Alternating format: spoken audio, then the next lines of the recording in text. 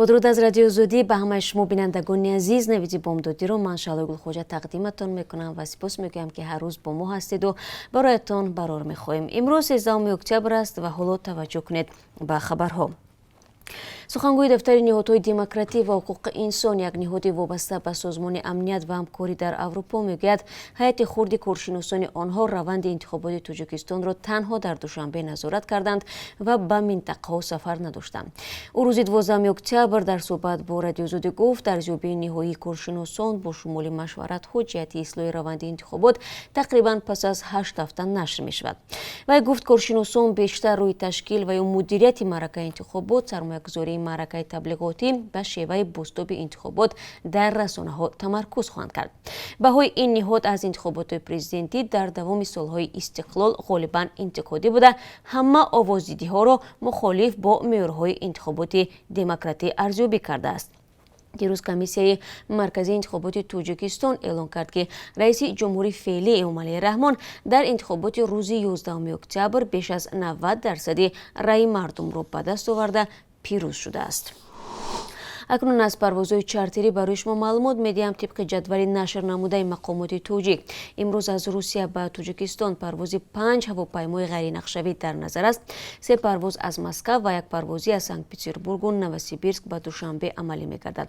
همه این پروازها را شرکت سامان ایر انجام می‌دهد، هرچند قرار است تا 31 اکتبر 10 پروازهای چارتری از روسیه به تاجیکستان مسافران را انتقال بدهند. معلوم نیست چرا شرکت‌های دیگر از جمله شرکت دولتی توجیک ایر با این کار همراه کردن نشدند. مهاجران توجیک همانا منتظر برقرار شدن پروازهای دائمی هستند، زیرا میگویند توان خریدن بلیط به پروازهای غیر نقشه‌ای را ندارند. وضعیت فوق‌العاده که از طرف پرزیدنت قرقیزستان هفته گذشته جاری شده بود باعث بحث و تلاش‌های زیادی وکیلان مردمی گردید.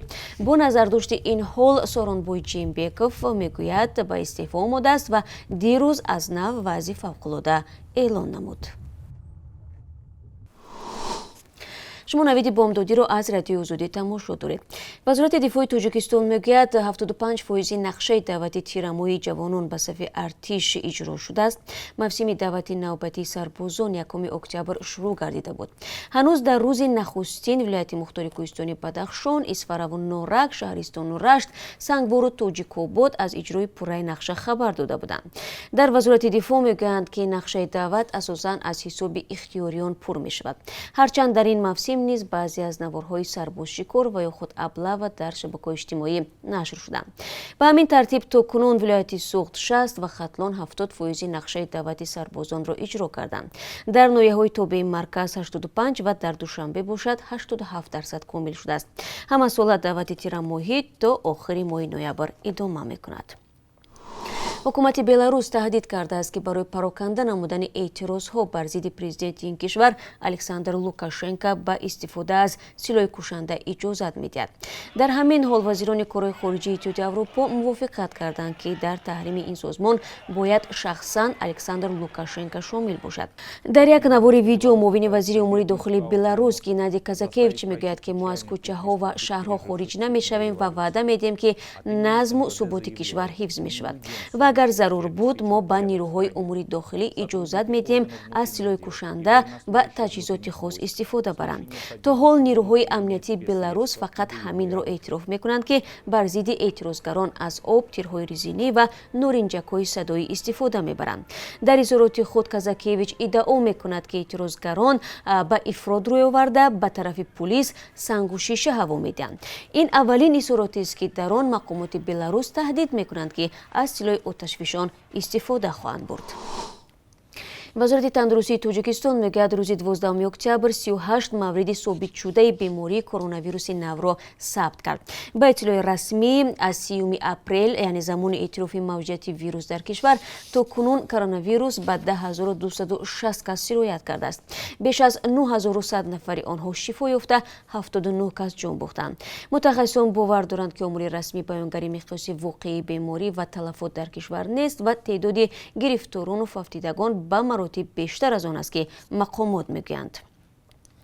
низои қарабоғи кӯҳӣ баъд аз саргирӣ бархурдҳои мусаллаҳона ба марҳилаи нав ворид мешавад ва ҷонибҳо боз ҳам тарафи муқобилро масъул мешуморанд. дар ҳамин ҳол мардуми осоиштаи ҳарду ҷониб азият мекашанд. даргириҳои нав миёни нирӯҳои Арманистону Озарбойҷон бар сари қаробоғи кӯҳӣ сурат гирифтааст. ҳарду тараф якдигарро ба нақзи оташбас ба миёнҷигарии Русия муттаҳам мекунанд. тавофуқи оташбас рӯзи 10 октябр дар Москав ҳосил шуда буд.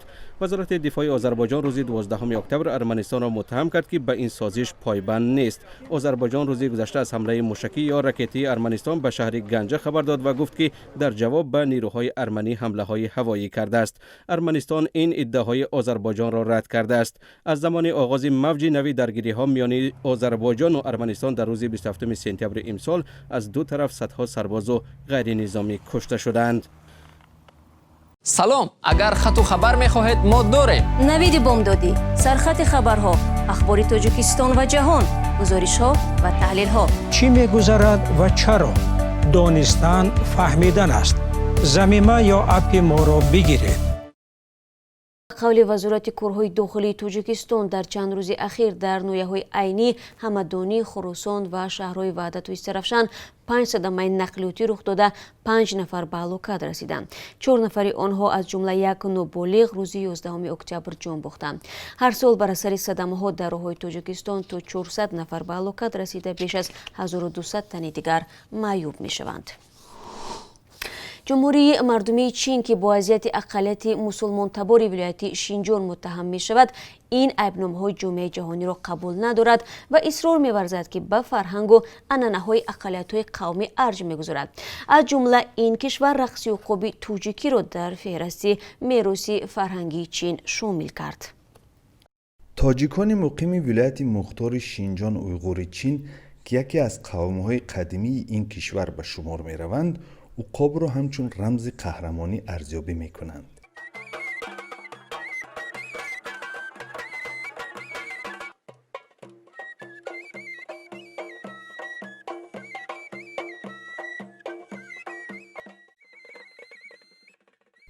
شبکه جهانی تلویزیون چین در گزارش از این استان تاکید می‌کند که در طول عصرها تاجیکان به واسطه نی صدای عقاب را تمثیل می‌کنند و رقص عقاب میراث فرهنگی تاجیکان است. رقاص مثل عقاب در هوا پرواز می‌کند. با گفته مؤلفان گزارش، رقص عقاب را تنها و یا دو نفری اجرا می‌نمایند. در ماه می سال 2006 حکومت چین رقص عقاب را در فهرست میراث فرهنگی ملی شامل کرد تا آن زیر حمایت قرار گرفته به نسل‌های بعدی رسانیده شود.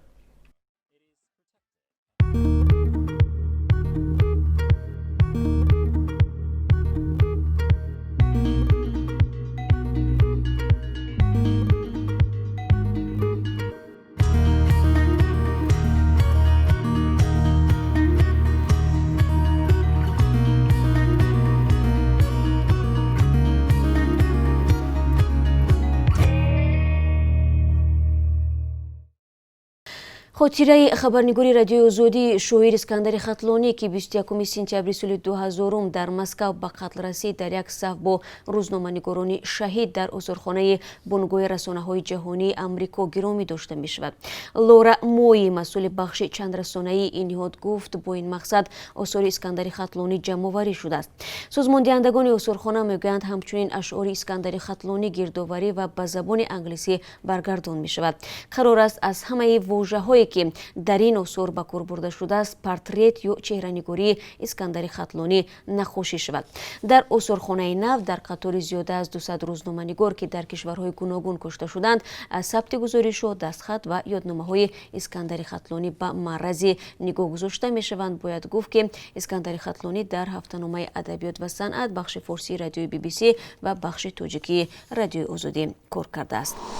و بینندگان عزیز، بانک ملی تاجیکستان برای امروز 13 اکتبر قرب اسعار خارجی رو این گونه تعیین کرده است: $1 10 سومونی و 33 درم است، 1 یورو بر عوض 12 سومونی و 19 درم خرید و فروخته می شود و 1000 روبل روسی باشد 133 سومونی و 70 درم ارزش دارد که نسبت آخری هفته گذشته بلندتر است. این چند خبر تازه بود که من در اختیار شما گذاشتم. با خبرهای بیشتر از این شماره 300 پس در همین جا منتظرم.